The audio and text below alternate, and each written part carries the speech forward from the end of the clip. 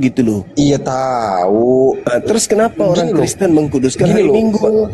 Kalau kalau pengertian Bang Juma kan kuduskan hari Sabtu tuh udah saklek, harus hari Sabtu, harus hari Sabat. Oh ya memang Kita kan harus. beda. Enggak gitu. Kita beda. Kenapa enggak? Kalau Kenapa kalau kita menentang firman Tuhannya? gini, secara tertulis emang seperti itu. Tapi kan tulisan itu ada makna yang tersirat di dalamnya, ada kandungan yang berisi bahwa kita itu memang harus menyisihkan waktu satu hari dalam satu minggu. Intinya kan menyisihkan waktunya. Hari apa Bang itu? Juma. Perintah Tuhannya hari apa? Arti sabat itu Bang Juma, coba cek aja deh. Arti sabat itu menyisihkan waktu satu hari selama 7 hari. Izin, Bang Aram, izin. Pandai-pandaian. Bang Ryan boleh open cam, Bang Ryan. Silakan Bang Ryan. Pandai-pandaian saudara Arum ini. Pandai-pandaian gimana? Orang Sabat kita pelajari begitu. Bang Juma, kita di kekristenan makanya Bang Juma kalau bawa ayat langsung, oh ini artinya begini, langsung sesuai ayat. Enggak gitu Iya, kalau hari kita, Bang apa Juma. disuruh kuduskan hari apa? Sabat, kalau kita klik itu sabat itu 7 hari, sisihkanlah waktu luang 1 hari dalam 7 hari itu. Masolang generasi kalau gurunya seperti ini. Sabat Kok itu Sabtu. gitu? Bang Juma, di Sabat Kristen, itu Sabtu. Jamaat juga udah ngerti itu Bang Juma. Ketika kita Sabat ngomong, adalah hari. Kenapa? Sebentar dulu. Kenapa? Kalau mereka nanya pun, kita jawab pun, Masolang. mereka nggak ada yang komplain kayak Bang Juma gitu loh. Mereka aman-aman aja. Saya memang harus, yang hak harus ditegakkan, yang hak itu harus ditegakkan. Sabtu itu Sabat kan, Sabat itu Sabtu kan. Terus kenapa berubah Bang jadi Juma, Minggu itu loh?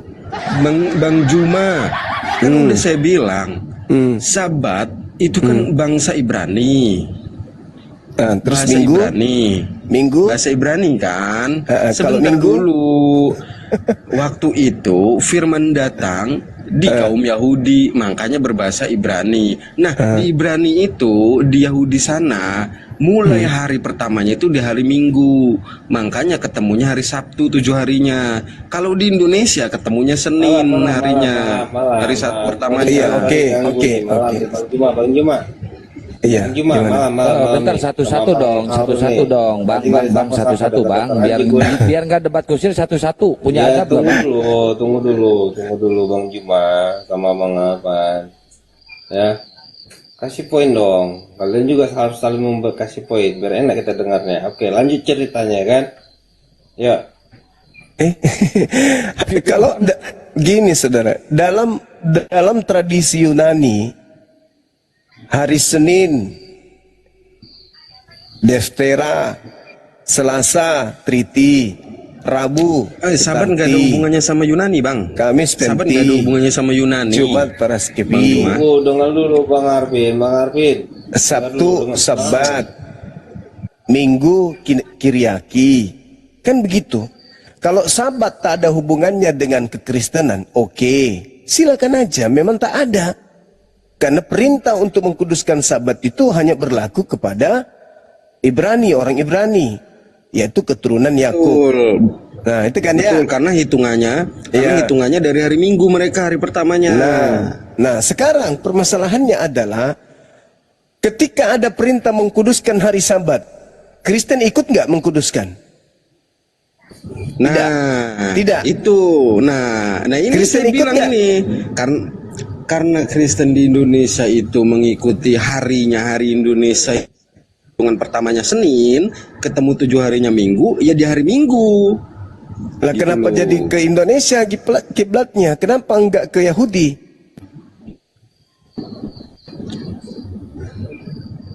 Bukankah Tuhan Yahudi yang nusul Gimana menjadi tuh, Pak? manusia Tuhan nggak yang mungkin kalian mau sebut menyulitkan- Kristus?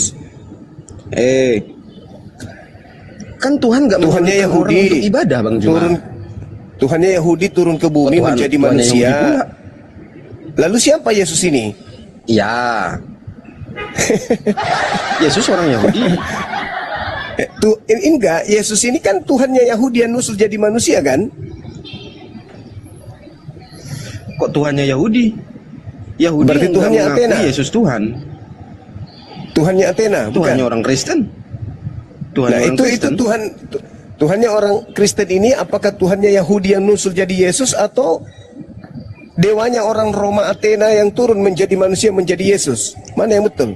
Yahudi Bang, nggak Bang, pernah Bang, mengakui Bang, maaf nih sama Yesus Bang itu Aron. Tuhan.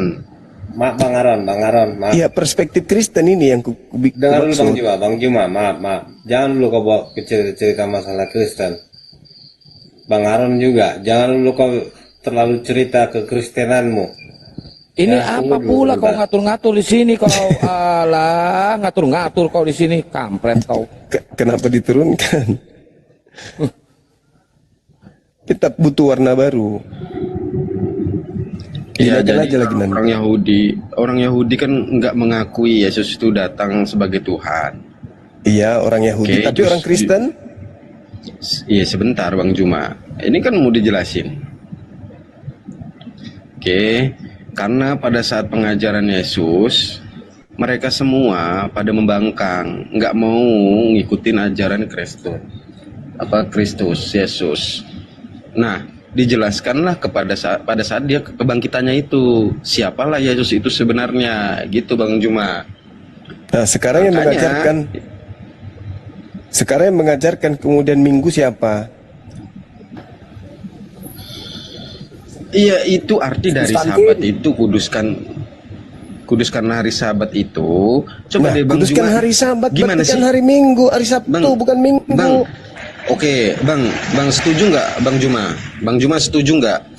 Itu diartikan bahwa ada 7 hari, luangkanlah 1 hari untuk menyembah dan menyebut nama Tuhan. Iya, Setuju nggak? dan ditetapkan hari Nanti apa? dulu tuh kan, Ya, langsung saya ke situ setuju. larinya. Saya setuju kawan. Dan itu ditetapkan hari apa? Iya, kalau kita Kok ngomongin iya? Sabat, Ditetapkan hari Kalau kita apa? kalau kita ngomongin Sabat, itu arti Sabat itu nggak melulu Sabtu loh Bang Juma. Lah, bahasa Yunaninya Sabtu apa? Nggak melulu Sabtu Bang Juma.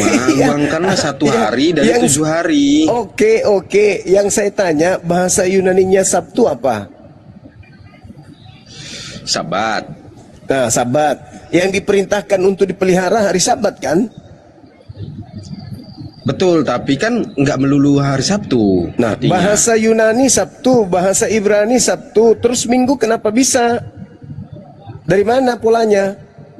Iya kan Sabat itu nggak melulu hari Sabtu Bang Juma. Kata siapa? Loh, diartikannya begini. Begini Bang Juma, begini Bang Juma, gue pusing dengan Gimana? kalian cerita. Cerita kalian itu kan cerita yang pernah diceritakan, Terus? ya kan? Cuman cerita Terus? itu tertulis. Ya masing-masing kalian kalau mau mengetahui ceritanya secara pribadi lah sebenarnya kalau kalian mau memahami di situ. Ya, cerita kalian itu tahu, aku semua cerita kalian itu. Ceritamu pun aku tahu, cerita dia pun aku tahu. Apa ini kok Iya, jadi curhat kalau mau masalah cerita. harga terong? Kenapa? Bukan, maksudnya begini Bang Juma. Bang Juma ini yang suka main debat sama si itunya, yang aslinya ya, si Juma ini. Yang suka debat sama si Edis, si Iya. Agatha. Iya. Iya, asli itu Bang ya. Coba, Iya. tolong ngomong dulu Bang, pengen salam kenal aja gua mah. Waduh. Jadi kalau dalam ya? bahasa Karena Arab ini. itu hari Sabtu itu Yaumul Sabti atau Sabtu itu sama. Iya, aku tahu. Terus itu. kemudian Tahu. dalam bahasa Yunani Tahu. juga hari Sabtu itu Sabat.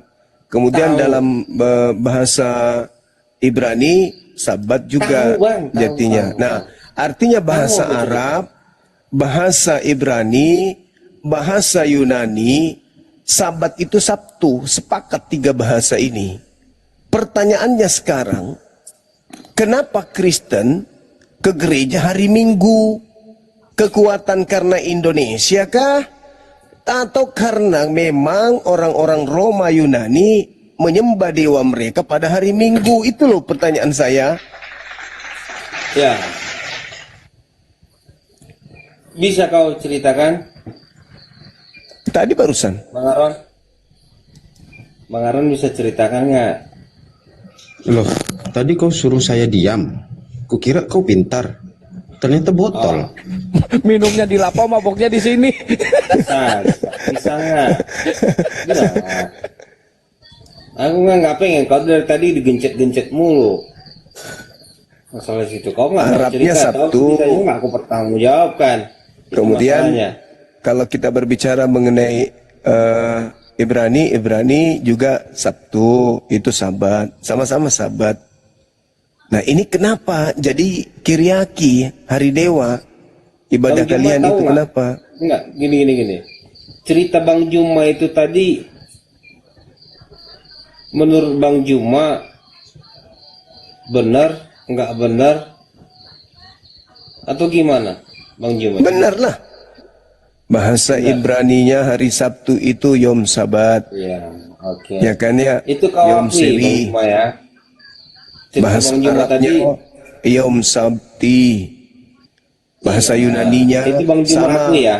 Sabat juga. Nah, Iya, sekarang Bang Juma permasalahannya kenapa Kristen justru ibadahnya hari dewa, Kiryaki. Nah, Katanya itu hari dia, Tuhan Bang. istirahat itu Sabat. Kenapa justru hari dewa yang ditempati Gini, ibadah? Bang. Jadi gini, Bang Atau ya. memang nama Yesus ini hanya dipakai untuk melegalkan penyembahan terhadap dewa? Enggak. Abang Itu salah, pertanyaan. ya. Mungkin, ya. Kok nggak ini mungkin? kalau menurut Paulus yang cerita bilang yang kok. seperti apa yang Bang Juma ceritakan, ya, karena di tempat cerita ini memang karena kita mengatakan tempat cerita ya karena memang sudah banyak cerita yang sudah kita ceritakan. Bang Juma ya, Masuk lagi rumbang. setuju di situ.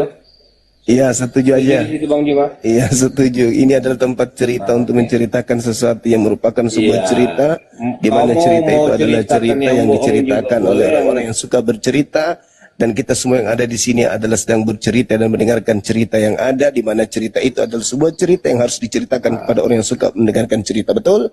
Betul. Ah, bagus. Ya, oke kita kunci di situ ya. Ya, kunci. Kita kunci di situ ya. Ya, kunci aja itu kunci. Pokoknya. Jadi kan cerita kita kan Ah, ke situ. ya, membahas tentang cerita.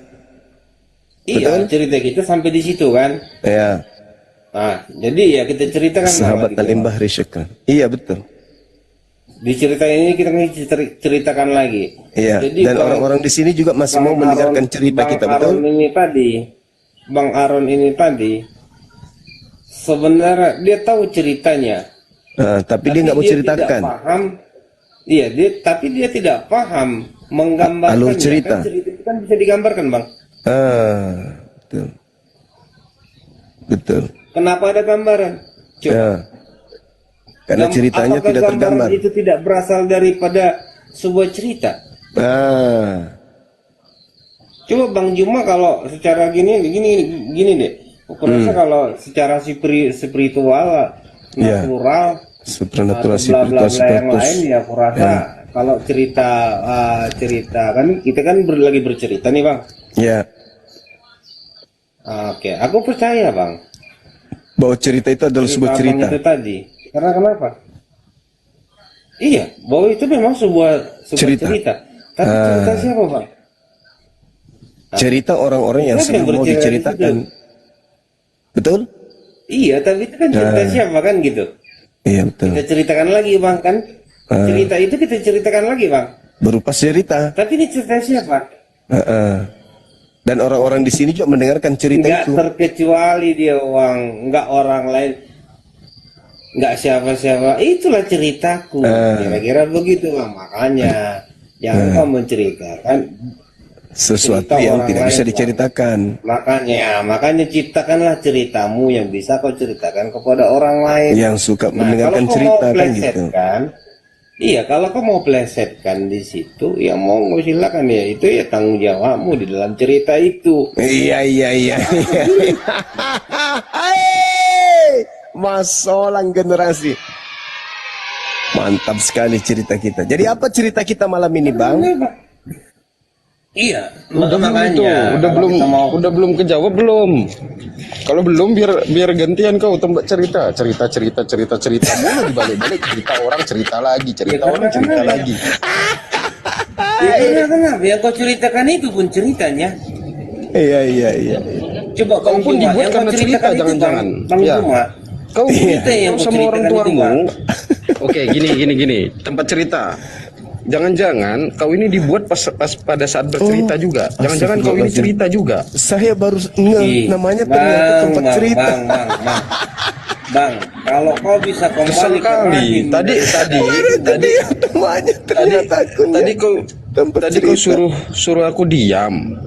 Ternyata ini mau bahas cerita terus kan. Tapi bikinlah ceritamu yang enak-enak. Cerita enak itu kayak Ceritamu yang mana? enak. Cerita itu yang Ceritamu enak yang kayak mana? Tadi Bang Juma aja Yang bisa kayak mana? terima Campur ceritanya kecap. gimana. Gimana cerita yang Iya, enak? Coba. kasih kecap. Iya.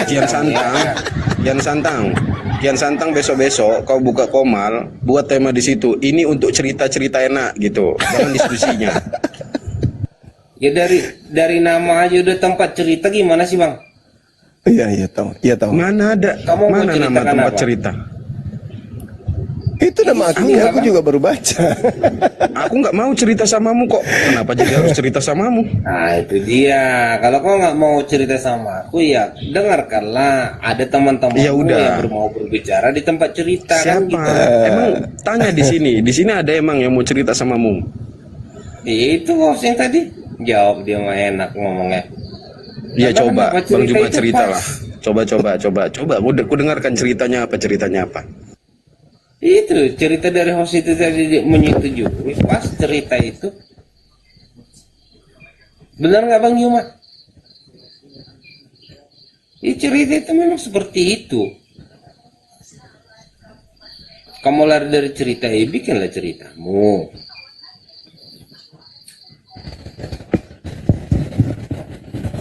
Yang kau bahas Kau tadi bertanggung jawabkan Kau- ceritamu ya. Kau udah Oke. Kau udah mandi belum tempat cerita? Kamu cium. Iya tahu. Kok cium pula? Ya, kamu nanya kan gitu. Kamu nanya. Katanya mau cerita-cerita. Kan cerita-cerita katamu. Masuk. Kan cerita itu diawali pertanyaan. Kau udah mandi? Yang kau bikin Bang Jum jadi nanti jadi ketawa-ketawa aja loh. Kita. Iya, aku tanya. Ya. Kau udah mandi? Tadi kau pikir suhu beliau ini. Di atas suhu nih. Makanya. Di Di atas suhu ya. Di atas suhu Kenapa? bencana alam sudah kalau gitu. Wih, di atas bencana alam Bang. Waduh. Hancur sudah kita. Nggak, Biasa dia. Kau nggak ada yang nyari untuk tidur. Udah malamnya ini. Bang. Udah nggak diharap sama orang tuanya sama beliau kayaknya.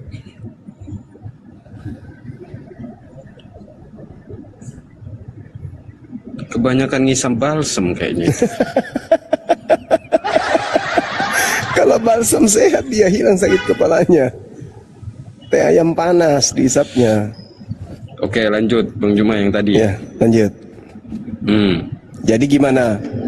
Kenapa bisa ibadahnya Minggu? Sementara tiga bahasa Arab, Ibrani, Diyani, Sabat itu Sabtu. Tapi kenapa Berarti- praktiknya Minggu? Berarti Bang Juma pura-pura nggak tahu ini. Enggak, ini kan cerita, cerita. Iya, berarti Bang Juma selama ini pura-pura nggak tahu ini tentang kekristenan. Saya cuma butuh cerita gitu loh. Nanti cerita ini Kan Bang kita Juma- ceritakan di sini dan orang-orang pun Bang akan Juma- menceritakan kepada yang lain. Kan- Oh ada cerita. Kan di Kristen itu kitabnya, ayat-ayatnya pun ada penafsirannya Bang Juma. Berarti Bang Juma nggak tahu ini. Tahu. Nah ya udah, itu kan sudah kita artikan, sudah kita tafsirkan. 7 hari luangkanlah 1 hari. Hitungan di Indonesia itu hari pertamanya Senin, makanya ketemunya Minggu. Kenapa nggak Hari milih hari istirahatnya. Rabu atau Kamis? Kan nggak masuk hitungan Indonesia dong.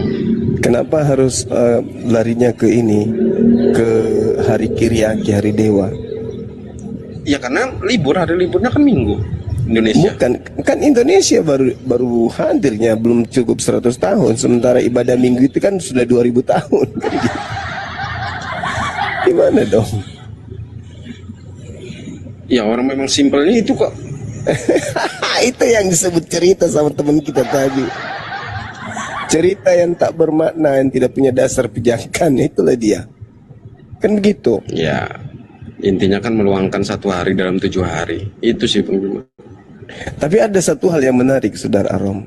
Kenapa setiap saya melihat ya data di Bible, misalnya Matius 21 nomor 28 nomor 1, setelah hari Sabat menjelang menyingsing fajar pada hari pertama minggu itu, kenapa jadi minggu gitu loh? Padahal dalam bahasa aslinya, dalam bahasa Yunani sama-sama Sabat, Sabaton. Kenapa bisa berubah jadi hari Minggu? Bunda Rahma monitor. Ya. Coba dibuka Bunda Rahma, Matius 21 nomor 28 nomor 1 di Alkitab Sabda. Kita lihat satu contoh ini aja. Nggak usah kesana lah.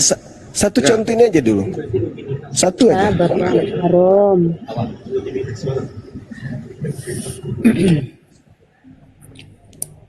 Dan saya menemukan data-data itu hampir 10 data di dalam Bible. Enggak kelar-kelar ini bahas Sabat doang Bang Juma nanti. Iya, biar pelajaran gitu loh. Nanti kita masuk ke Jumat Agung. Nah, tuh coba lihat. Apa di situ, Bun? Setelah hari Sabat kan dengan hari Minggu kan? Ada kan? Pertama Minggu, ada kan, Bun? Nah, coba bahasa Yunaninya apa? Minggu.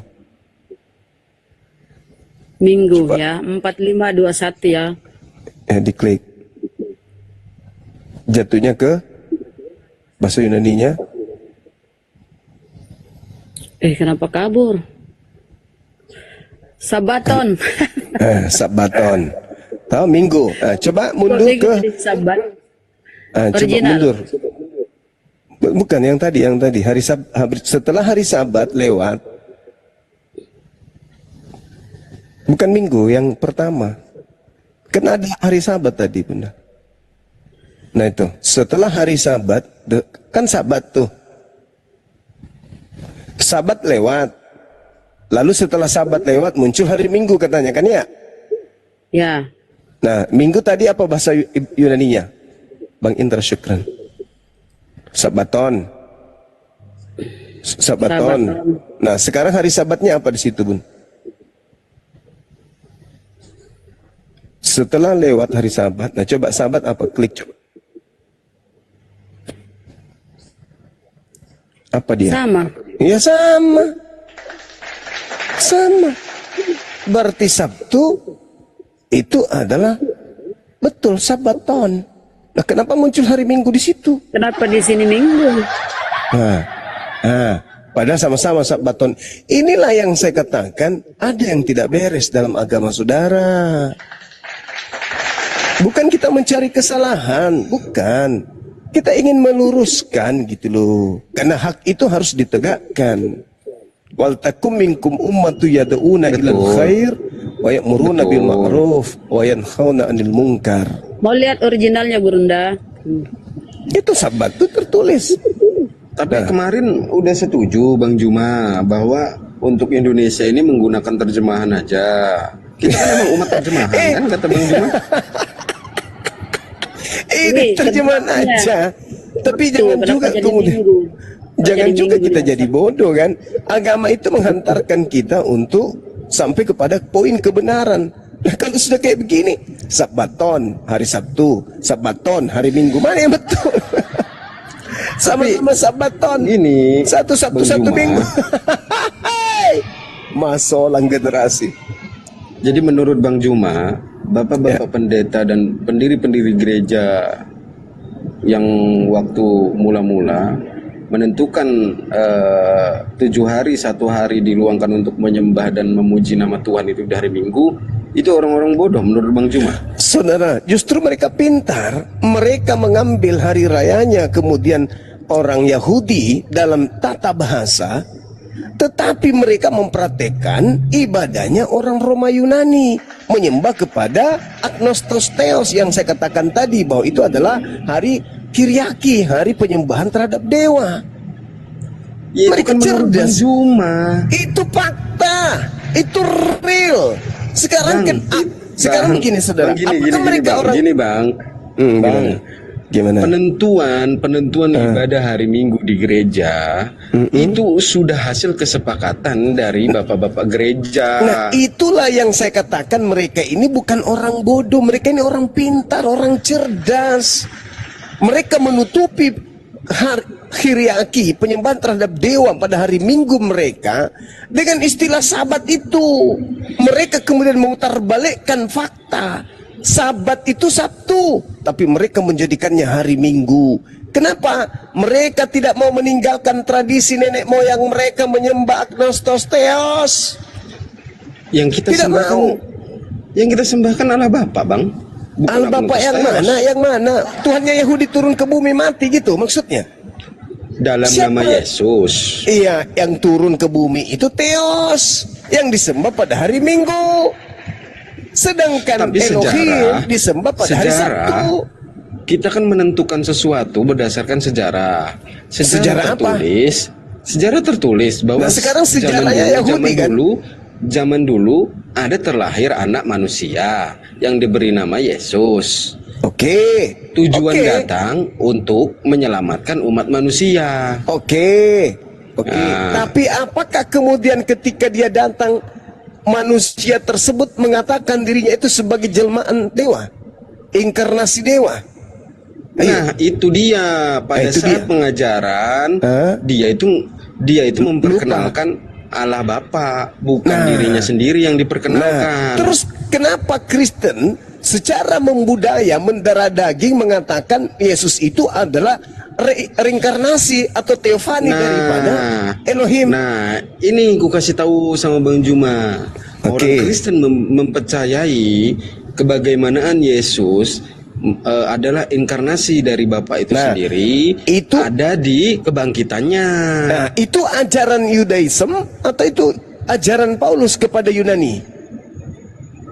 Bukan ajaran Yunani, Iya. tapi memang yang Iya. diutus di luar dari bangsa Yahudi Nah, itu itu memang dia. Paulus. Berarti Paulus mengajarkan itu bukan kepada Yahudi, tapi mengajarkan itu kepada orang Athena Romawi, di mana Roma Athena memang Betul. sudah menganut ajaran itu. Karena untuk pengutusan Rasul Petrus diuntuk kaum bangsa Yahudi yang bersunat. Untuk Rasul Paulus diutus untuk orang yang tidak bersunat, otomatis di luar dari bangsa Yahudi. Tapi mereka berdua ini sudah belajar juga Bang Juma tentang pengajaran Yesus Kristus yang sebenarnya gimana. Nah, terus gimana Yesus mengajarkan? Pada saat dia ke Antioquia, ke Roma atau ke bangsa Romawi atau ke keluar dari bangsa Yahudi, itu memang sudah tahu Paulus itu bahwa mereka itu penyembah dewa dan mereka memang tidak mau menghilangkan tradisi itu. Tetapi Paulus menarik mereka untuk menyembah kepada sesembahan yang benar, yaitu inkarnasi dari Bapa Yesus Kristus itu sendiri. Aduh, lucu. Bagaimana dikatakan menyembah kepada Tuhan yang benar, sementara Yesusnya datang tengah-tengah kaumnya mengatakan dia ini manusia. Tidak pernah Yesus mengatakan. Saya udah jawab. Pada saat dia datang ke dunia lahir, itu pada saat dia hidup melakukan pengajaran, tidak pernah menceritakan dia itu siapa, tetapi dia menceritakan bagaimanalah Bapa itu kepada muridnya. Menceritakan ketuhanan Yesus setelah kematian dan kebangkitannya. Ya, menceritakannya siapa? Melalui Paulus. Paulus. Sekali lagi, yang menceritakan sisi ketuhanan yang ada pada manusia Yesus itu Paulus, dan Paulus menceritakan hal ini bukan kepada Karena Yahudi. dia dipilih, Bang. Karena dia dipilih. Pada saat karena dia dipilih. datang, pada saat Tuhan Yesus datang ke Ananias, lihatlah orang itulah yang aku pilih. Segala sesuatu yang dia lakukan atau yang dia tulis, ikuti. Itu ajaran untuk berarti kan Yunani. Bukan. Loh, itu pengajaran Bahasanya untuk kan- Yunani. Bahasanya untuk Yahudi. Bahasanya kan dia diutus untuk kaum di luar bangsa Yahudi. Iya, Berarti dan untuk semua.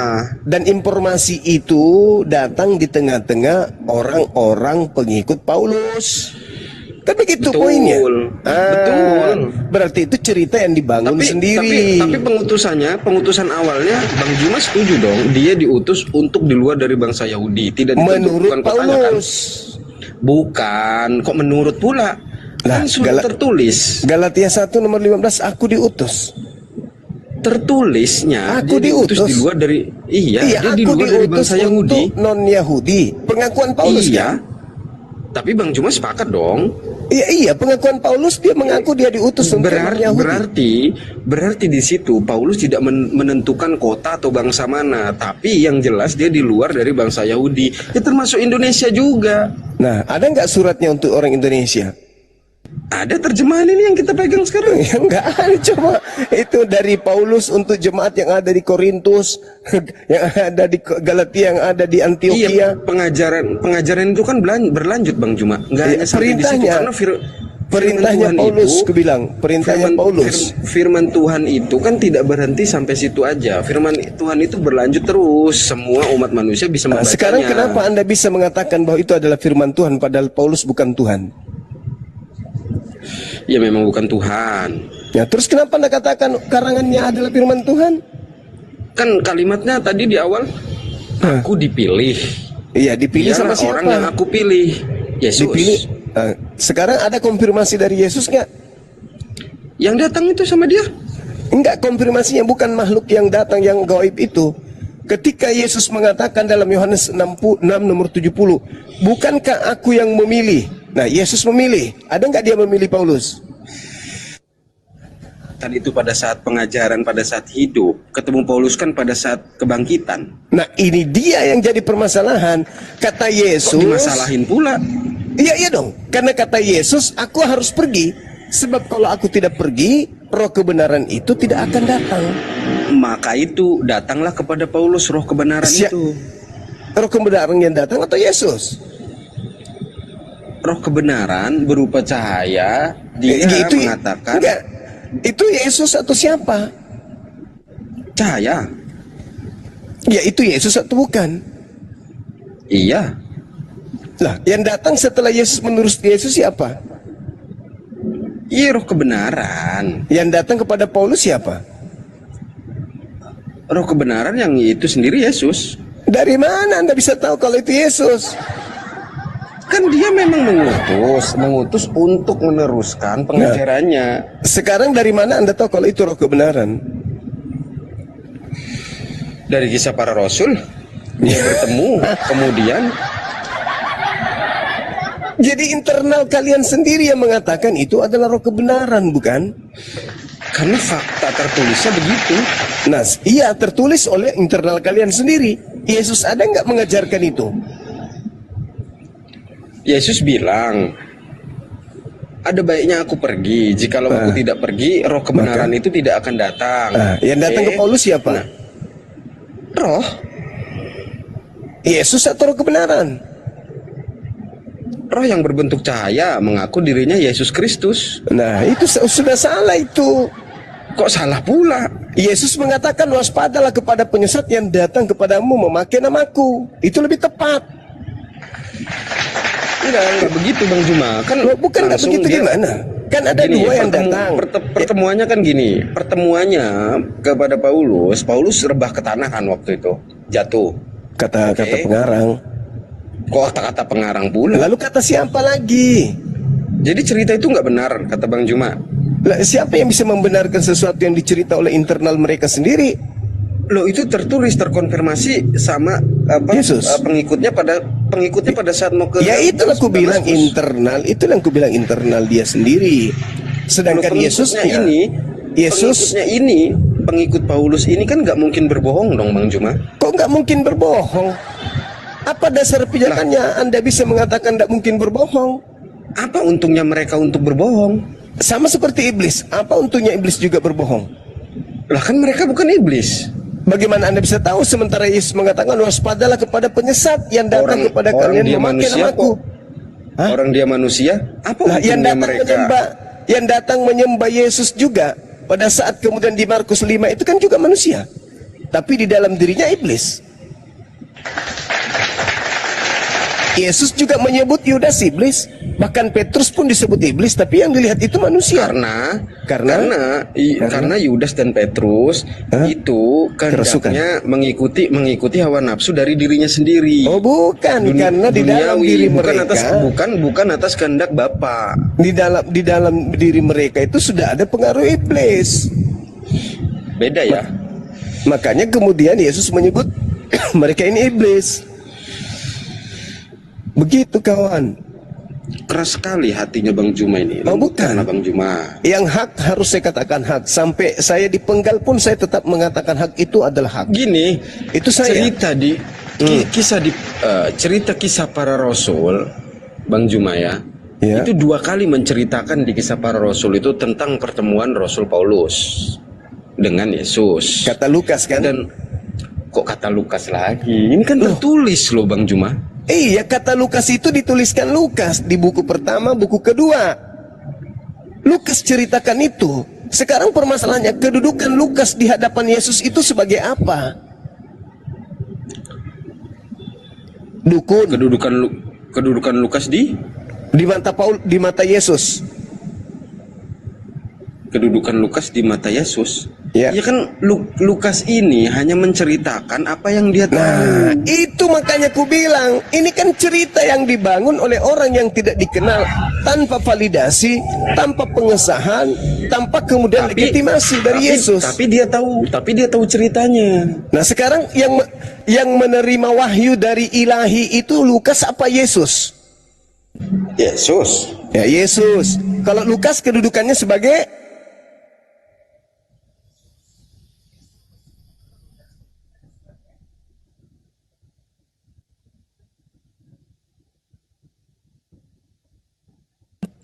penulis. Kok jadi kayak gitu nadanya? Sebagai penulis. Kayak marah kali. Penyampai firman itu adalah Yesus. Ruang lingkup pengajaran kebenaran pada zaman Yesus itu tidak boleh tergantikan oleh siapapun. Yesuslah sebagai jalan sampai kepada Elohim. Tak ada yang lain. Maka unsur-unsur yang muncul kemudian dalam kebenaran yang hak itu harus terlontar dari lisan Yesus. Siapa yang percaya kepada Yesus selamat? Ada nggak dalilnya siapa yang percaya kepada Lukas selamat? Tapi kan udah nggak ada dianya. Ya itu dia.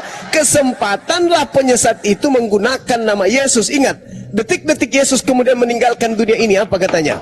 Setiap saat kau melihat aku mengajar di bait suci, tapi kamu tidak menangkap aku. Kau tidak pernah datang membawa pentungan dan pedang dan mengatakan aku penjahat. Tetapi saatmu sudah tiba. Saatmu sudah tiba. Apa itu? Saatnya kuasa kegelapan. Tidak usah terlalu jauh lah. Kita duduk di warung kopi bercerita hal sepele aja. Ketika kita mengatakan bahwa ada masa di mana Yesus pernah berpesan kepada muridnya ketika muridnya bertanya tentang kehati-hatian. Apa itu? Yesus ditanya, guru apa tanda kedatanganmu? Apakah hanya sesederhana itu? Tidak. Oh saya datang nanti pada saat begini. Apakah cuma seperti itu? Enggak. Yesus kemudian mengulas tentang adanya penyesat. Akhir zaman. Itu akhir zaman kalau Yesus datang. Kalau Yesus datang di abad pertama, kapan akhir zamannya? Makanya bedakan. Enggak saudaraku. Kalau Yesusnya datang pada abad pertama, akhir zamannya itu kapan? Ya abad pertama. Ya abad pertama. Tetapi karena yang datang pada abad pertama bukan Yesus, maka tidak terjadi akhir zaman pada saat itu. Andai saja yang datang kepada Paulus itu adalah Yesus, maka akhir zamannya abad pertama kita sudah tak ada di sini. Kan nggak mungkin dia datang dengan tubuh kemuliaannya, Bang Cuma. Loh, kok nggak mungkin dia datang dengan kan sudah duduk di sebelah kanan kan. Iya. Yang datang itu cahaya. Iya. Dia ke atas, terangkat oleh Allah, diangkat oleh Allah. Betul. Nah sekarang sebelum terangkat, dia memberi pesan. Apa pesannya?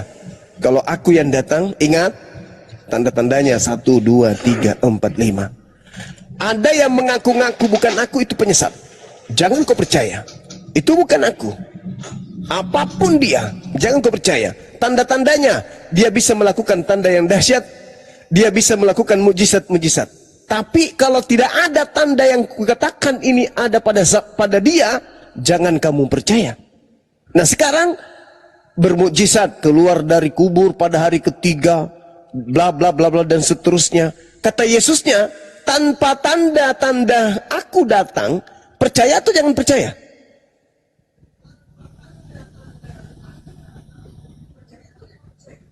Karena penyesat itu mampu bermujizat, sekiranya mungkin menyesatkan orang pilihan juga. Kalau dia cuma datang saja, cuma bisa isap rokok, hanya bisa makan coto, bukan begitu. Kedatangan penyesat itu dilengkapi dengan tanda-tanda yang dahsyat, tujuannya untuk menyesatkan orang. Tapi sayangnya, tanda dahsyat yang dibawa oleh Yesus palsu, tanda dahsyat yang dibawa oleh Kristus palsu, sedahsyat-dahsyatnya mujizatnya, kalau tidak memiliki tanda, dia harus sampai di tengah langit tampil, matahari menjadi gelap, bulan tak bercahaya, bintang berjatuhan, kuasa langit berguncang. Kata Yesusnya, jangan kamu percaya, itu bukan aku. Sehebat apapun dia datang, si penyesat datang itu untuk menyesatkan banyak orang. Di antara masa Yesus datang untuk menampakkan tanda-tanda kedatangannya dan masa di mana Yesus mengucapkan kalimat itu di Bukit Zaitun, ada enggak orang yang pernah datang mengaku Yesus? Ada. Sakti enggak? Sakti. Bisa enggak bermujizat? Bisa. Dia bisa kemudian membuat hal-hal yang di luar nalar. Apa itu? Keluar dari kubur setelah dia mati. Apalagi? Dia datang di Pulau Patmos, dia datang kepada Paulus hanya berupa cahaya, memberikan kemudian ilmu kepada Paulus sehingga Paulus bisa bermukjizat sampai-sampai dia dianggap dewa di Athena, di Romawi dan seterusnya. Mampu tidak dia melakukan itu? Mampu. Apakah sudah dinubuatkan? Sudah. Apakah akan menyesatkan banyak orang? Banyak orang yang akan disesatkan. Dan orang disesat ini sadar nggak? Kalau sadar bukan orang sesat namanya. Pasti mereka membela kesesatan itu sebagai sebuah kebenaran. Nah sekarang ada nggak tanda itu? Tidak ada. Kata Yesus, percaya atau jangan percaya? Jangan percaya. Gini, aku jelaskan Bang Juma ya. Di situ dia bilang kan, jika kedatangan kedua kalinya dengan tubuh kemuliaannya dan di sebelah kanan kirinya ada malaikat, oke ya, itu baru akhir zaman. Tapi ketika dia yang datang di padang gurun itu memang nggak bersama malaikat, jadi nggak bisa disebut akhir zaman. Nah, kata Yesusnya, percaya atau jangan percaya? Percayalah. Mana dalilnya? Ya kan memang bukan kedatangan yang kedua dengan tubuh kemuliaan. Kedatangan kedua itu. Kata Yesus, kalau ada yang mengaku aku, kalau ada yang mengaku bertemu aku, percaya atau jangan percaya, kata Yesus.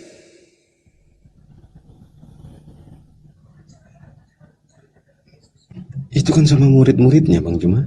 Saudaraku, kata Yesus, percaya atau jangan percaya. Itu dulu. Itu kan tentang pengajaran sih, Bang Juma. Benar nggak sih? Iya. Iya, bukan tentang cerita yang harus kita ceritakan, kemudian orang-orang suka mendengarkan cerita itu, bukan. Ketika muridnya bertanya kan itu. Iya, di Bukit Zaitun. Guru, apa tanda kedatanganmu? Apa kata? Nah, tanda kedatangannya itu. Kedatangan siapa? Kedatangan Yesus. Gurunya. Ya. Iya. Disebutkan enggak tanda-tandanya? Disebutkan. Nah, dia datang dengan tubuh kemuliaannya. Sebagai anak manusia atau sebagai bukan anak manusia? Anak manusia. Anak manusia. Yang datang kepada Paulus anak manusia atau bukan anak manusia? Jangan lari ke sana dulu. Ini ini dulu ya. Lah. Kan dia datang sebagai anak manusia kalau dia yang datang. Sekarang yang datang kepada Paulus anak manusia enggak? Itu untuk akhir zaman kalau anak manusia. Saudaraku, yang datang kepada Paulus anak manusia enggak? Bukan, makanya bukan akhir zaman. Nah, berarti bukan Yesus. Tapi dia mengaku apa? Mengaku dialah yang dianiaya.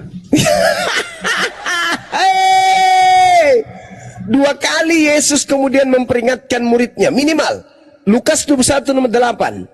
Waspadalah kepada penyesat yang datang kepadamu dengan memakai namaku dan berkata, akulah dia. Jangan kamu percaya, kata Yesus. Namun sebelum penyesat itu datang, baca nomor 12-nya. Terlebih dahulu penyesat itu menganiaya kamu, menyesah kamu, menangkap kamu, memenjarakan kamu, memasukkan kamu ke rumah-rumah ibadat dan menghadapkan kamu kepada raja-raja. Terjadi enggak kepada muridnya? Terjadi. Siapa pelakunya? Paulus. Setelah itu Paulus mengaku bertobat enggak? Yes. Pada saat itulah Yesus mengatakan, namun sebelum semua itu terjadi, terlebih dahulu kamu tertangkap, teraniaya, terzolimi, tersesah, dan dipenjarakan. Setelah itu pura-pura bertobat. Kepura-puraannya bertobat ini ada nubuatannya enggak? Ada. Di mana? Matius 12 nomor 43 sampai nomor 45. Seorang yang bertobat, lalu kemudian iblisnya keluar. Setelah iblisnya keluar, dia tidak menemukan pemberhentian di padang gurun. Lalu kembali kepada orang yang tadinya yang bertobat. Dia menemukan orang itu memang menjadi benar. Sementara itu, lalu iblisnya keluar memanggil 7 iblis lainnya untuk masuk ke dalam orang yang tadi yang sudah bertobat. Setelah 7, 8 semuanya iblis masuk ke dalam dirinya, maka orang tersebut lebih jahat daripada sebelum dia bertobat. Apa kata Yesus? Dan ini akan terjadi dengan angkatan ini. Angkatan itu kapan? Angkatan sesaman Yesus. Paulus sesaman enggak? Sesaman. Pernah enggak bertobat? Pernah. Lalu setelah bertobat, dia keluar dari ajarannya, dari ajaran Imam Rabi Gamaliel. Apa yang terjadi? Dia mengajarkan bahwasanya Tuhan turun ke bumi, mati, dibunuh oleh manusia. Hukum-hukum Tuhan itu adalah sampah. Tidak ada orang dibenarkan karena menjalankan hukum Taurat. Manusia bukan lagi hamba Tuhan, tetapi adalah anak-anak Tuhan dan sudah dibebaskan dari kuk penghambaan.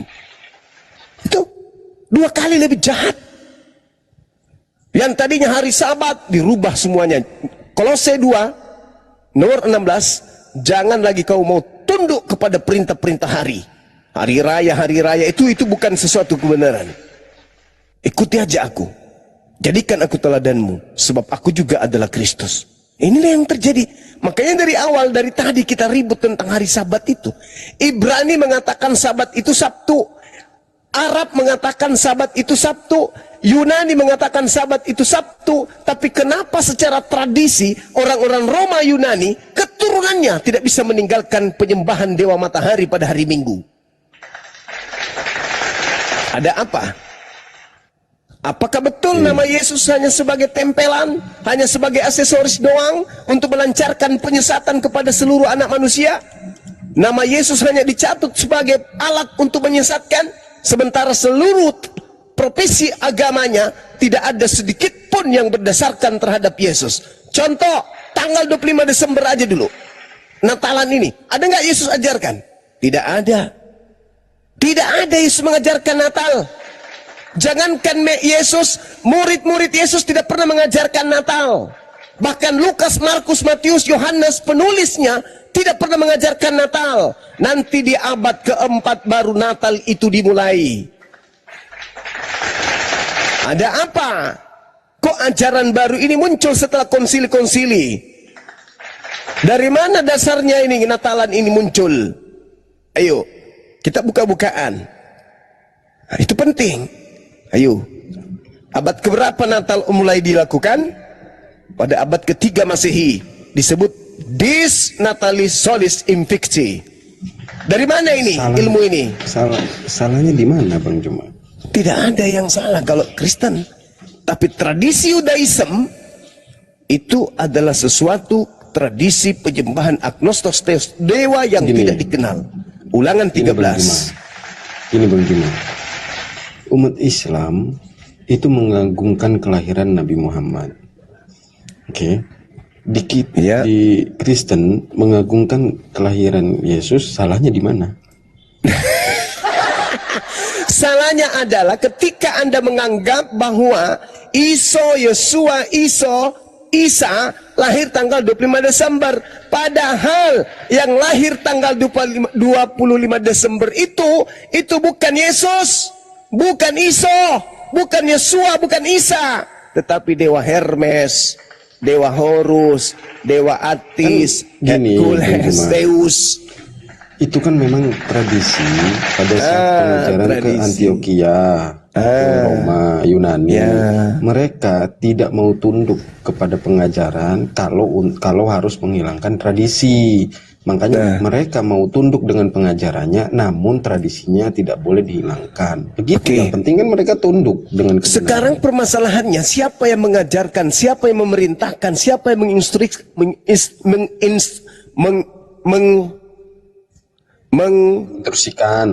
menginstruksikan kemudian mutiara diberi, menginstruksikan. ya, menginstruksikan kemudian mutiara. Menginstruksikan. Iya sudah, menginstruksikan kan. Ya, kemudian memberitakan kemudian mutiara dan barang-barang kudus kepada Romawi Athena. Siapa yang memberikan untuk memberikan? Siapa? Ada nggak perintah dari para nabi-nabi Yahudi? Ada nggak perintah dari Yesus? Bahkan jangan kau melemparkan mutiara kepada babi. Jelas kok itu. Gini loh, Jadi, Bang Juma. Paulus aja nih yang ngotot-ngototan datang kemudian mengajarkan itu kepada orang Roma, Yunani, Athena.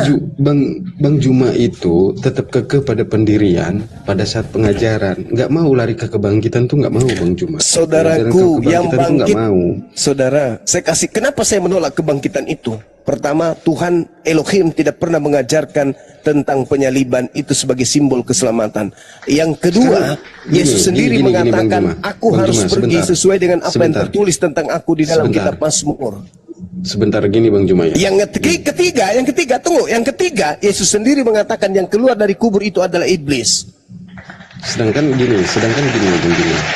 Sedangkan umat Kristen itu percaya kebangkitan yang diajarkan itu setelah kebangkitan, bukan pada saat pengajaran. Pengajaran itu menggenapi dari hukum Taurat. Makanya Kristen itu percayanya kebangkitannya, kuasanya.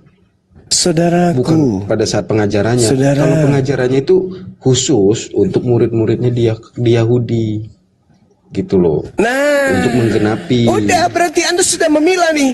Berarti Anda sudah memilah mana ajaran Yesus pada saat dia datang di tengah-tengah Bani Israel, dan mana ajaran oknum yang mengaku Yesus yang memang spesial Bukan oknum. untuk non-Israel. Betul?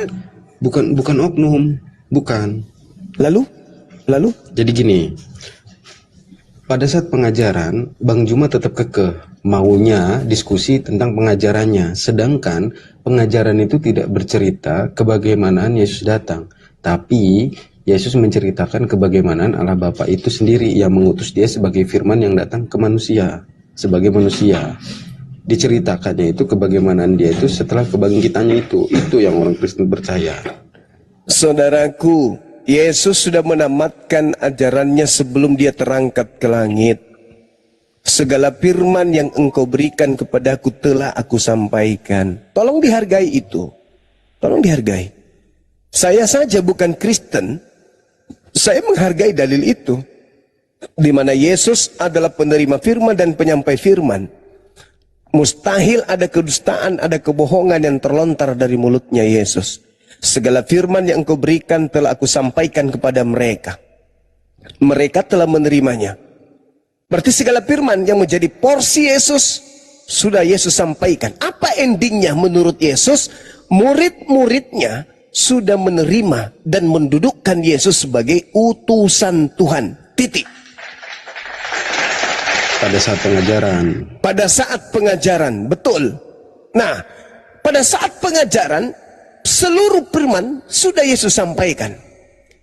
Di antara firman yang Yesus sampaikan ini adalah ada item-item di mana murid Yesus diberikan sebuah pengajaran agar waspada kepada iblis yang datang memakai nama Yesus Kristus. Jangan Anda tutup mata dengan itu. Jangan Anda pura-pura nggak tahu tentang keadaan itu. Itu ajaran Yesus agar murid waspada kepada iblis yang datang memakai namanya dan berkata, "Akulah Yesus Kristus."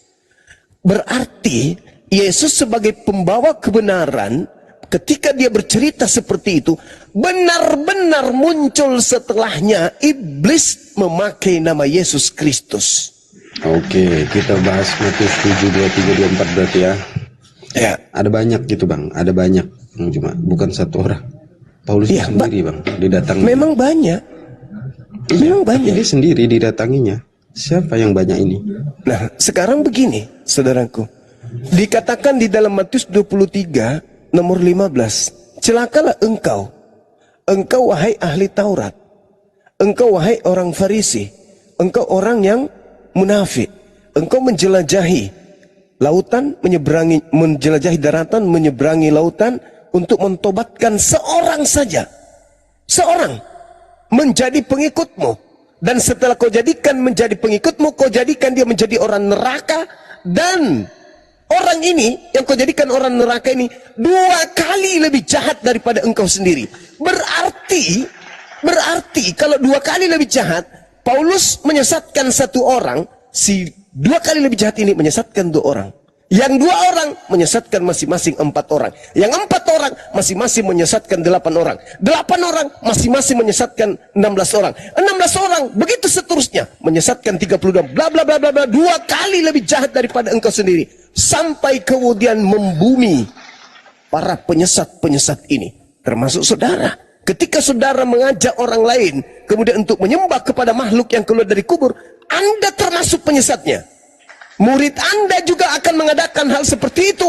1 orang yang dia sesatkan, turunannya sampai hari kiamat 1 miliar, maka ente harus mempertanggungjawabkan di hadapan Tuhan pencipta langit dan bumi telah menyesatkan 1 miliar manusia. Siapa yang mengajarkan kalian melakukan Natal? Jawab itu dulu. Kata Yesus, Yohanes 14 nomor 12, Yohanes 14 nomor 16 nomor 26.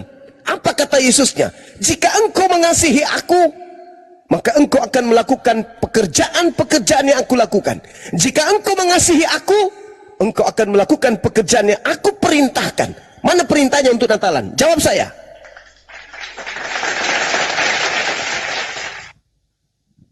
Mana? Kalau tertulis nggak ada lah bang. Lalu?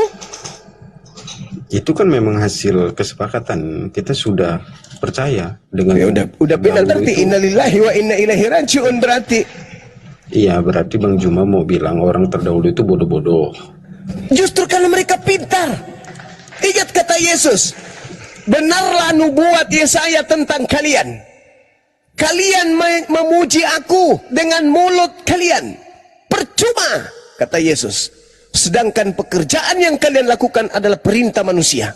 Siapa yang kena itu? Kalian memuji Yesus. Natalan bukan perintah Yesus. Ibadah minggu bukan perintah Yesus. Makan babi bukan perintah Yesus. Menyembah Yesus bukan perintah Yesus. Memperingati hari kebangkitan, hari kematian bukan perintah Yesus. Percuma, kata Yesus. Sedangkan yang kalian lakukan adalah perintah-perintah manusia. Ini fakta. Ini real. Ayo. Nggak mungkin Bang Juma. Nggak mungkin apa? Kita memuji anak bapak, kemudian bapaknya marah. Itu nggak mungkin. Itu ceritanya. Aneh Bang Juma ini. Kita Saudara, disuruh muliakan anak bapak. Coba Gimana Anda bapak lihat. itu marahin Coba. kita. Lucu. Nggak logikanya, logiknya aja Bang Juma ya. Bang Juma punya anak. Anak Bang Juma kita muliakan. Justru kita merayakan sukacita. Masa Bang Juma marah? Saudara, Kecuali kita mau membunuh anak Bang Juma, itu beda cerita. Saudara, Beda lagi. Yesus yang pernah mengatakan begini, maukah aku ajarkan kepada kamu, kepada siapakah kamu harus takut? Itu, takutlah kepada Dia yang mampu membunuh jasad, dan setelah membunuh jasad, Dia mampu melemparkan jasad itu ke dalam api neraka jahanam. Yohanes 5 nomor 29. Apa kata Yesus? Neraka, surga, surga, neraka, neraka, surga. Orang mati semuanya akan dibangkitkan. Orang benar akan dibangkitkan untuk hidup yang kekal di surga. Orang jahat, orang jahil, orang neraka akan dibangkitkan kemudian untuk mati yang kekal di neraka. Berarti yang menjadi item penilaian selamat tidaknya manusia menurut Yesus berdasarkan Yohanes 5 nomor 29. Amalan, perbuatan. Orang masuk surga kata Yesus, orang yang melakukan kebenaran. Orang yang masuk ke neraka, orang yang melakukan kejahatan. Enyahlah daripadaku kalian semua adalah pembuat kejahatan. Saya kalau menjadi saudara, di mana pendeta saya selalu bermukjizat, bernubuat, mengusir setan ketika ada yang sakit pakai nama Yesus Kristus, mendengarkan ancaman Yesus itu, sudah pasti saya akan meninggalkan gereja. Sudah pasti itu. Kenapa? Saya memperhitungkan keselamatan saya di akhirat. Kalau hidup di dunia ini berapa tahun sih lamanya? Habis itu juga kita pergi tinggal nama, tinggal dikenang orang. Kita dikenal juga paling seminggu, sebulan, setahun. Habis itu orang melupakan kita. Terus hubungan urusan kita ini nih, urusan pribadi kita dengan Tuhan kita ini, apakah ada akhirnya? Nggak bisa. Kita nggak ada akhirnya berurusan dengan Tuhan kita. Tidak ada akhirnya berurusan dengan amalan kita. Tetap saja kita hidup. Sekali kita dicipta hidup, maka kita tidak akan pernah mati. Kita akan tetap hidup. Entah itu hidup di surga, kekal, atau hidup di neraka, kekal. Itu mutlak. Nah, sekarang tinggal pilihannya di mana? Di kita. Fa'alhamaha fujuraha wa taqwaha. Tuhan menciptakan kemudian dua potensi bisa terjadi pada diri manusia. Apa itu? Bisa berbuat jahat, bisa bertakwa. Apa takwa itu? Takut kepada penciptanya. Apa implementasi takut kepada pencipta? Tidak ikut-ikutan dalam beragama, tidak mengikuti suatu ajaran tanpa ilmu. Bukan hanya karena tradisi, hanya ikut keluarga, hanya ikut kelompok tertentu, tidak. Tapi benar-benar bertakwa kepada Tuhan. Ketika kita bertakwa kepada Tuhan, kita cari Tuhan menginginkan apa sebenarnya ini. Karena tidak mungkin Tuhan itu banyak, Tuhan itu satu. Tuhan yang menciptakan orang Kristen dan Tuhan yang menciptakan orang Islam itu satu. Bukan berarti kalau kejahatan, Tuhannya Islam. Kalau kebaikan, Tuhannya Kristen. Tidak begitu. Tidak begitu. Tuhan kita itu sama. Sama Tuhan kita itu. Cuman dalam kehidupan kita ada yang bertuhan kepada yang bukan Tuhan. Itu aja. Kristen dan Islam itu Tuhannya sama. Sama-sama Tuhan pencipta alam semesta ini. Mustahil beda. Karena pencipta itu cuma satu. Hanya saja di Islam memurnikan kesatuan. Memurnikan ketauhidan terhadap Tuhan. Mengesahkan Tuhan itu sebagai Tuhan yang entitas absolut. Yang tidak bisa terbagi, tidak bisa berbilang, tidak bisa kemudian terpecah. Itulah Tuhan yang kita sembah. Sedangkan saudaraku Kristen, kenapa orang Kristen itu disebut musyrik? Kenapa orang Kristen itu disebut musyrik, disebut kufur? Karena orang Kristen mengakui tiada Tuhan selain Dia yang telah menciptakan langit dan bumi. Mantap sekali memang. Tetapi ada tetapinya. Yang maha kuasa, yang maha esa, yang maha tunggal, yang maha perkasa, yang maha bijaksana ini mengambil rupa kelemahan bernama Kristus Yesus. Dia turun ke bumi menjadi lemah, menjadi seonggok bayi Yahudi yang tak berdaya. Ini kefatalan yang dilakukan oleh Kristen. Setelah mereka sadar, mereka dicipta oleh Sang Yang Pencipta. Mereka kemudian dihidupkan oleh Sang Pencipta. Mereka kemudian diberi apa yang mereka butuhkan dari Yang Maha Kuasa. Di ufuk yang berbeda, mereka juga mengakui Dia yang Maha Kuasa telah nusul ke bumi menjadi makhluk yang tidak berkuasa. Inilah yang disebut zalim. Inilah yang disebut sesat. Itu. Kemana perginya orang seperti ini? Ya neraka. Gantian mungkin Bang Juma ya. Iya, saya juga capek. Kalau nggak ada kopi soalnya. Sebenarnya udah final kalau di kita Bang Juma. Iya, tiga Tuhan. Bagi setiap orang yang percaya kepadaku akan mendapatkan hidup yang kekal. Kita hanya mengenal dosa. Makanya kita dilarang berbuat dosa, berbuat baiklah, mengikuti jalan dan pengajaran Tuhan. Tapi kan kalau Bang Juma kan mengenal namanya pahala. Untuk apa pahala kalau sudah percaya? Berarti kan percaya akan menyelamatkan. Bang Juma. Yang penting mengikuti jalan Tuhan. Tidak perlu sampai mengumpul-ngumpulkan seperti itu. Ujung-ujungnya tidak terselamatkan juga, yang ngapain gitu loh Bang Juma. Saudara, Anda salah memahami ajaran Yesus itu. Salah. Kenapa salah? Karena Anda tidak mendudukkan diri Anda pada kursi yang betul. Itu dulu poinnya. Anda tidak mendudukkan mata Anda pada poin fungsi mata yang benar. Anda tidak mendudukkan telinga Anda sebagai fungsi kuping yang betul. Anda tidak mendudukkan hati Anda sebagai kalbu seorang manusia yang benar. Apa maksudnya ini? Anda seibarat tong sampah yang menerima semua sampah yang ada. Tunggu dulu. Kayak gitu Bang Juma. Mana lari? Tunggu dulu, ini perumpamaan yang begitu aduhai. Dengarkan saya. Ketika Anda membaca Bible, Anda menganggap Bible itu firman Tuhan, sehingga tak ada kemudian kesalahan di sana. Apesnya lagi, setelah Anda kemudian menjalani pendidikan, Anda dalam keadaan sebagai seorang anak didik yang sedang disuapi tentang firman Tuhan. Kesalahan fatalnya itu di situ.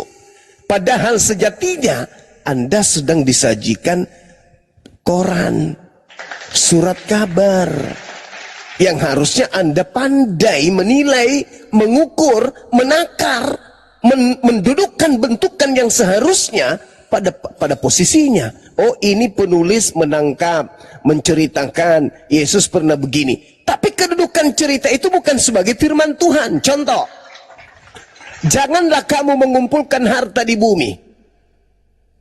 Di bumi ngengat dan karat merusakkannya, dan pencuri membongkar serta mencurinya. Anda maksudnya itu Anda tahu kan? Jangan kau mengejar duniawi. Jangan kau kumpulkan harta, karena itu percuma. Tetapi kumpulkanlah bagimu harta di surga. Nah, sekarang apa harta surga yang harus kita kumpulkan di sini? Amalan. Ini perintah Yesus. Nah, sekarang bagaimana kalau Anda mengatakan Anda melakukan amalan, sementara perintah-perintah Tuhan Anda sudah tidak lakukan? Modalnya hanya percaya doang. Aku percaya. Tapi Anda tidak melakukan. Sama halnya Anda masuk ke dalam kamar, kunci dari dalam, di dalam kamar ada lemari, dalam lemari ada laci, Anda masuk ke dalam laci, Anda masuk ke laci, Anda kunci lacinya. Dalam laci ada dompet, Anda masuk dalam dompet, di dalam tasnya ada lacinya, Anda masuk lagi di situ. Di dalam dompet itu ada lagi tempat yang kecil, Anda masuk di situ lalu berdoa. Ya Tuhanku, aku percaya, berikan padaku hidup, harta, benda. Mana bisa? Harus punya tindakan. Perbanyaklah harta surga, kumpulkanlah harta surga bagimu. Di surga gengat dan karat tidak merusakkannya, dan pencuri tidak membongkarnya. Karena di mana hartamu berada, di situ juga hatimu berada. Mata adalah pelita tubuh. Makanya di Al-Quran selalu dikatakan apa? Summum bukmun umyum fahum la yarjiun. Kenapa orang kafir itu selalu dikatakan mata buta? Karena mata itu adalah pelita tubuh. Tapi Anda mematikan mata Anda. Anda tidak mau melihat bahwa apa yang ditorehkan oleh Bible itu adalah catatan-catatan yang dituliskan tentang peristiwa yang terjadi, di mana penulisnya bukan seorang nabi, penulisnya bukan seorang rasul, penulisnya adalah manusia biasa yang kebetulan saja catatannya lolos pada saat konsili. Mana penulis yang lain? Thomas, Andreas, Maria, Filipus tidak lolos. Kenapa? Karena catatan-catatan mereka tidak berkesesuaian dengan ajaran nenek moyang Roma Yunani sebagai sasaran tembak dari keinginan Paulus untuk dikristenkan. Itu yang harus Anda pahami. Jadi, kalau Anda mengatakan Anda percaya kepada Yesus, lawang Anda jalankan Matius 5 dong. Kalau Anda melihat ada perempuan yang Anda ingini, cungkil mata dong. Anda masuk ke neraka ketika Anda mengatakan orang lain dengan sebutan jahil, raka, bodoh. Anda harus mendudukkan itu. Jangan Anda marah kepada saudara-saudara Anda sendiri. Anda jalankan itu. Karena hanya dengan seperti itulah kemudian, kata Yesus, orang bisa masuk ke dalam surga. Nah sementara Anda cuman haleloi, haleloi, haleloi. Haleloi, haleloi. Satu kali seminggu cuman datang bernyanyi-nyanyi. Mimpi mau selamat. Pret. Harus punya amalan. Coba-cobalah. Apa syarat masuk surga menurut Yesus? Itu dulu. Syarat masuk surga menurut Yesus itu apa? Baca Matius 5. Pengajaran, iya, pada saat pengajaran itu mengikuti kehendak Bapa. Nah, kehendak Bapa perjanjian lama atau perjanjian baru? Lama. Lah lama. Sudah. Inna lillahi wa inna ilaihi raji'un. Berarti selama ini Kristen tidak melakukan kehendak Bapa. Kehendak Bapa tidak ada Natalan. Tapi Ada nggak kehendak Bapa Natalan? Kan tadi udah saya analogikan, kita mengagungkan anaknya, apa salahnya? Hei, masalah generasi. Tuhan Setiap itu orang maha percaya. pencemburu. Justru Setiap karena orang percaya. dengar saudaraku. Justru karena Tuhan itu tidak ingin diduakan hingga ia mengutus Yesus. Supaya Yesus menghentikan semua prosesi, tradisi, upacara-upacara penyembahan terhadap selain daripada Elohim. Itu tujuannya Yesus turun. Diutus. Coba Anda baca Yohanes 1 nomor 18. Apa pernyataannya di situ? Tidak ada orang yang pernah melihat Bapa, tidak ada orang yang pernah mendengar suara Bapa. Tetapi Yesus yang ada di pangkuannya, Yesuslah yang akan menjelaskan tentang Bapa. Iya, betul Nah, itu. sekarang apa penjelasan Yesus tentang Bapa? Bapa itu satu-satunya, dua-duanya atau tiga-tiganya? Sang sumber. Enggak, Yesus mengajarkan Bapa itu satu-satunya, dua-duanya atau tiga-tiganya? Satu-satunya. Satu-satunya. Cuman satu ini ada yang melekat pada dirinya. Maksudnya Firman dan Roh. masalah generasi. Saudaraku, Yesus turun di tengah-tengah kaumnya Bani Israel. Apapun kesaktiannya, kata Yesus apa? Apa yang aku lakukan membuktikan aku ini utusan sang satu-satunya itu. Pada saat pengajaran. Ya, yang harus kita dengarkan ajaran Yesus atau ajaran siapa? Iya, makanya Bang Juma kan tetap kekeh bahas pengajarannya dia. Pada Kan saat sudah itu tamat beda. ajarannya di situ, kawan.